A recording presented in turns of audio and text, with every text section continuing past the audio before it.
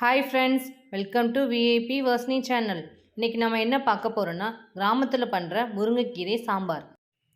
எங்கள் ஊரில் முருங்கைக்கீரை சாம்பார் எப்படி வைக்கிறது அப்படின்றத வாங்க வீடியோஸ்குள்ளே போய் பார்க்கலாம். சப்ஸ்கிரைப் பண்ணாதவங்க கொஞ்சம் சப்ஸ்கிரைப் பண்ணிக்கோங்க. அப்படியே பக்கத்தில் இருக்க பெல் ஐக்கானை கொஞ்சம் கிளிக் பண்ணிட்டீங்கன்னா நான் போடுற வீடியோஸ் எல்லாமே உங்களுக்கு வந்து சேரும்.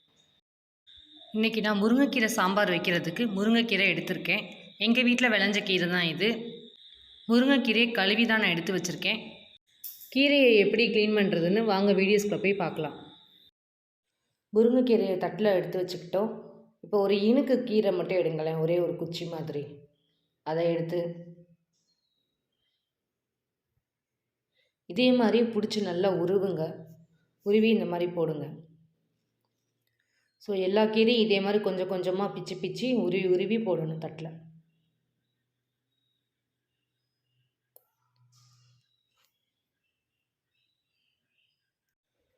முருங்கைக்கீரை ரொம்ப உடம்புக்கு நல்லதுங்க. இரும்பு சத்து அதிகமாக இருக்கிறது கீரையிலே முருங்கைக்கீரை ஒன்றுங்க. அதே மாதிரி வயிற்றையும் நல்லா சுத்தமாக்குங்க. குச்சி குச்சியாக இல்லாமல் நல்லா கொஞ்சம் உருவி க்ளீன் பண்ணி போடணும். குச்சியாக போடாமல் கொஞ்சம் கீரையாக கொஞ்சம் போடுங்க. ஏன்னா கடைய முடியாது, இல்லைன்னா அந்த குச்சி குச்சியாக நம்ம இருக்க சாப்பிடும்போது. அதனால தான் சொன்னேன்.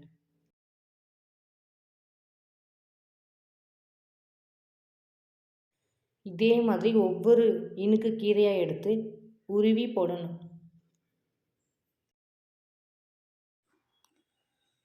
இதே மாதிரி கீரையை எல்லாத்தையும் நல்லா உட்காந்து மெதுவாக பொறுமையாக உட்காந்து இதே மாதிரி உருவி உருவி போடணுங்க.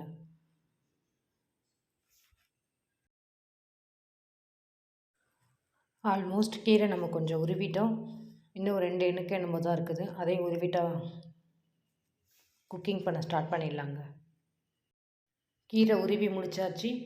அடுத்து சமைக்க ஸ்டார்ட் பண்ணிடலாம். முருங்கைக்கீரை சாம்பார் வைக்க தேவையான பொருட்கள்: 100 கிராம் துவரம்பருப்பு, தேவையான அளவு உப்பு, தோலை உரித்து நசுக்கி வச்சுருக்க பூண்டு, 7 பச்சை மிளகாய்,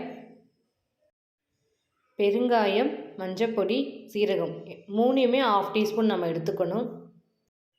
நெக்ஸ்ட்டு 2 தக்காளி நறுக்கி வச்சுருக்கேன். சாம்பாருக்கு சின்ன வெங்காயம் போட்டு சமைச்சா நல்லாயிருக்கும். அதனால் இன்றைக்கி நான் 100 கிராம் சின்ன வெங்காயம் தான் எடுத்திருக்கேன். குக்கரில் தான் இன்றைக்கி நம்ம பருப்பு போட்டு வேக வைக்க போகிறோம். அதனால் குக்கரை ஃபஸ்ட் நம்ம எடுத்துக்கலாம். நாம் எடுத்து வச்சுக்க துவரம்பருப்பை குக்கரில் போட்டுக்கலாம்.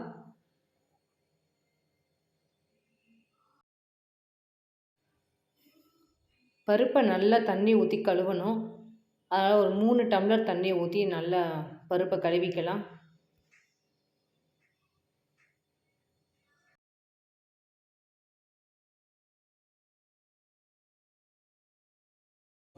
பருப்பை நல்லா கழுவி எடுத்தாச்சு. இப்போ நம்ம ஒவ்வொரு பொருளாக போட ஆரம்பிச்சிடலாம்.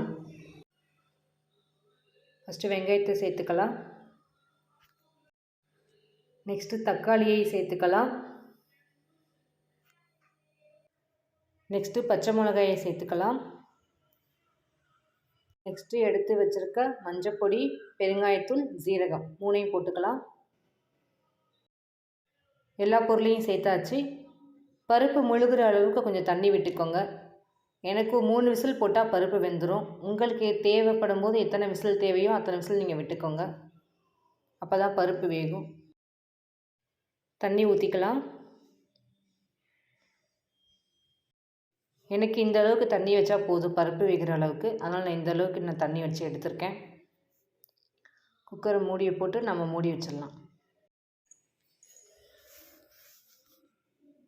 ஸ்டவ்வை ஆன் பண்ணிக்குவோம். அடுப்பை பற்ற வச்சுக்குவோம். குக்கரை தூக்கி அந்த அடுப்பில் வச்சுருவோம். ஒரு 3-4 விசில் வர வரைக்கும் கொஞ்சம் வெயிட் பண்ணுவோம். அப்போ தான் பருப்பு நல்லா குக்காகி வெந்திருக்கும். விசில் வந்துருச்சு. ஒரு 10 நிமிஷம் இப்படியே நம்ம வெயிட் பண்ணிவிட்டு அதுக்கப்புறம் நம்ம குக்கரை ஓப்பன் பண்ணிடலாம். பருப்பு நல்லா வெந்திருக்கு. வாங்க உங்களுக்கு நான் காமிக்கிறேன் பாருங்கள். அடுப்பை பற்ற வச்சுக்குவோம். குக்கரை அடுப்பில் வச்சுருவோம். நல்லா கொதிக்கணும். அந்த தண்ணியாக இருக்கிற அந்த பருப்பு கொதித்த உடனே கீரை போடணும்.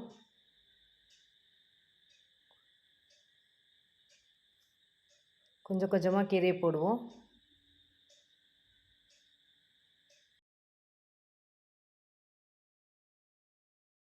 கீரையை ஃபுல்லாக போட்டாச்சு. இப்போ நம்ம அப்படியே கரண்டி வச்சு கிண்டி விட்டுருவோம் லைட்டாக. கீரையை நல்லா வேக வைக்கணுங்க. அடுப்பில் வச்சு நல்லா 10 நிமிஷம் நல்லா வேக வைக்கணும். அதுக்கப்புறம் அது வெந்துச்சுன்னா கசப்பாயிடும். 10 நிமிஷம் தான் வைக்கணும். நல்லா வேகட்டும். வெந்ததுக்கப்புறம் நம்ம கடையை ஸ்டார்ட் பண்ணிடலாம். நல்லா கொதிக்குது. இன்னும் கொஞ்சம் நேரத்தில் கீரை வெந்துடும். மறுபடியும் கிண்டி விட்டுக்கலாம். கீரை வெந்துருச்சு. நல்லா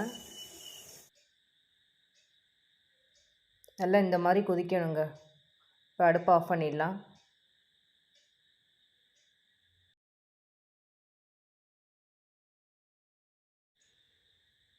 இந்த பருப்பு தண்ணியை ஒரு பவுலில் ஊற்றிக்கலாம். கீரை இல்லாமல் வெறும் தண்ணி மட்டும் தான் நம்ம அந்த பவுலில் ஊற்ற போகிறோம்.